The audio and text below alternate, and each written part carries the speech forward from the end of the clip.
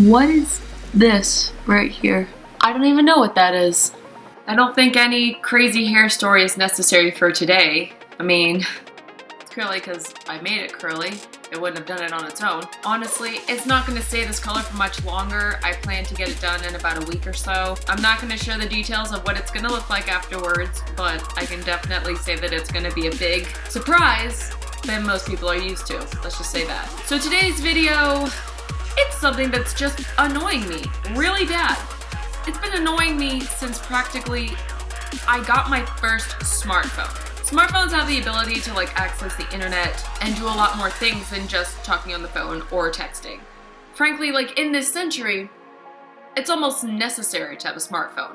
Because a smartphone is supposed to do a lot of things other than what is considered a normal, outdated phone. But really, we're not following up to the title smart when we're using it. And when I say that, I mean just the idea of communicating on a smartphone, it's become almost too complex for my liking, and I'm getting way too annoyed by it. I'm gonna focus this week's video on something that, it's commonly referred to in the society of dating and relationships as talking. God, it's like social climbing, but relationship climbing. You know what I mean? It's like you start out by being friends or even strangers, and then pretty soon, boundaries are kind of getting pushed when you're talking. And with talking, it's mistaken way too much. Talking is mistaken way too much than anything I think I've ever seen or experienced. Talking actually sucks. It sucks because you never really know when you're supposed to cross a boundary or go into the next level of getting to know that person. It's like questioning every single move that you take. That is not fair. I'm not a guy, so I can't confirm or deny how guys feel about talking. I can't provide an outlook for how a guy looks at the subject of talking. I can definitely say as a girl, personally, me as a girl, I really hate it. I really don't know how to handle myself when it comes to talking. Do I send a picture? Do I send an emoticon or an emoji? Do I use different language? Do I speak in a different language? What kind of message am I sending? If they don't see my body language, do they really understand what I'm trying to say? What details about my life do I share? Do I ask them questions first, or do I let them take the initiative? Am I ever going to see them? And of course, where is this going? I'm just telling you right now, every girl, no matter what the level of your friendship relationship is like, she always thinks in her head at some point, where is this going? She's always gonna think that. I know I have, definitely. I've interacted with girls that have experienced this too, and it's just frustrating. There's this example that I saw on Facebook yesterday when it comes to talking and how it kind of gets misconstrued for actually communicating. What I want to share the experience as, I'm going to make it kind of like a metaphor for how you talk to someone in person versus over a text message. And see, what's really, really annoying about this situation is that it happens on way more multiple occurrences than we're actually gonna admit. One of the biggest misconstrueds about talking is that it's not actually having a conversation. It's just getting to know one another through text messages with constant second guessing of yourself going on in your head. That's basically what talking is, and that sucks. So let me provide you with the general scenario when it comes to talking. I will text a guy, and he will text me back right away.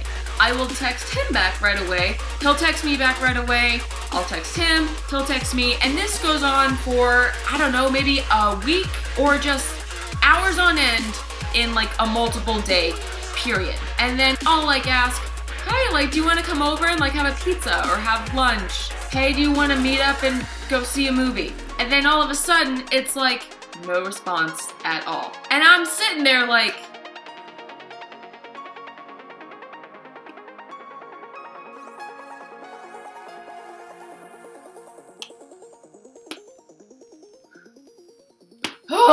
I just became that girl that is just so excited to have you appear on my lock screen. I can't even function out my day without you talking to me. That's not cool. I'm gonna explain something to all of you young adults teenagers, even actual functioning adults out there. Talking is a thing, and it's one of the most frustrating moments that I have ever experienced in my 19 and a half years of living out my life. But here's the thing that I want to give closure to the world here.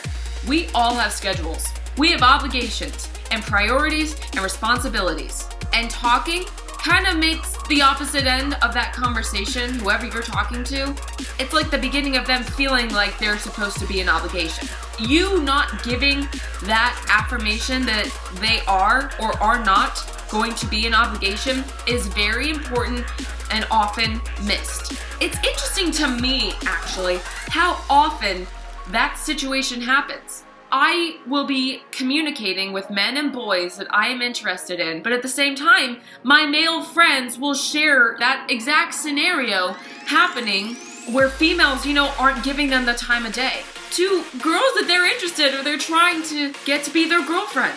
Just more than the friend zone, whatever. To make you understand that I'm not going to pressure you into making me a priority if it's not the right time. And look, let me explain something to you men out there.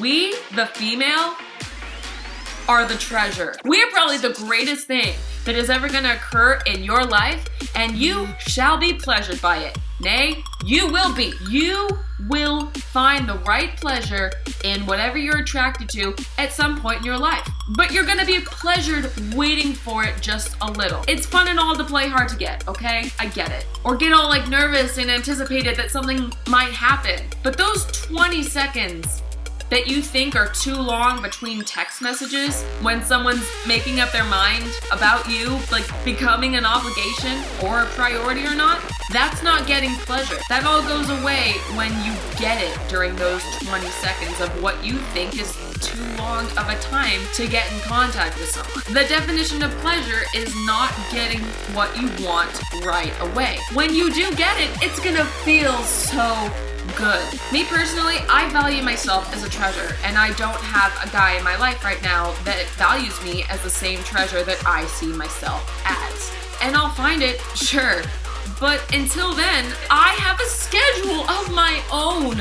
Until that I find that guy that values me as a treasure and doesn't get so fucking impatient that I can't respond back between 20 seconds between a text message, I'm gonna have to not so calmly explain to every single male that finds me attractive and gets a crush or falls in love with me, I have a schedule of my own. Oh my god, I can't explain this and look in the other window. Personally, as Alexandra, despise being on my phone for hours on end. I feel like my neck is just gonna slowly begin to disintegrate from my shoulders and just roll off because my neck hurts so bad from looking down. I thought about a long time ago making my college catchphrase, always look forward and look up. Because our society is just looking down all the time. Putting each other down, putting ourselves down, and it sucks. Looking down at our phones, looking down is just not a good thing. And that's physically and mentally looking down. Looking forward and looking up into what could be is a really beautiful thing. I mean, it's a safe thing too. When you're walking and you're looking down at your phone, you're not able to see where you're going.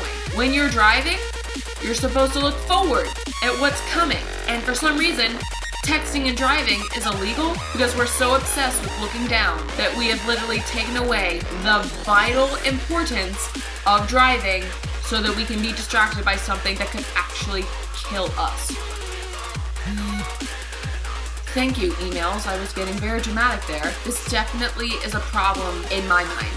It starts in my core, it gets to my heart, and it just pains me a lot. It pains me that I have to tell people all the time that looking down at yourself and putting others down because you feel down, that's not gonna make the world go round. It's gonna make people get annoyed with you and actually eventually hate you. I have my own struggles. It's true. They're not the struggles of everybody else. It's my reaction to any situation and how I look at it, aka my perception.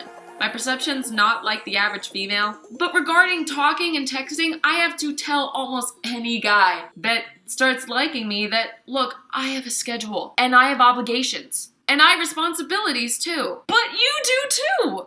I have to, with my words, explain out loud to these guys, I am more than willing to understand that I am not a priority. No matter how much I want to be a priority, I understand. You've got a schedule, you've got obligations. I know that you've got shit to do, no matter how much I want to see your name appear on my lock screen. Between those 20 seconds of text messages that are sent and received and delivered and not sent and trying and not trying and getting impatient and getting upset and all that stuff, look, I will respond to you when I can.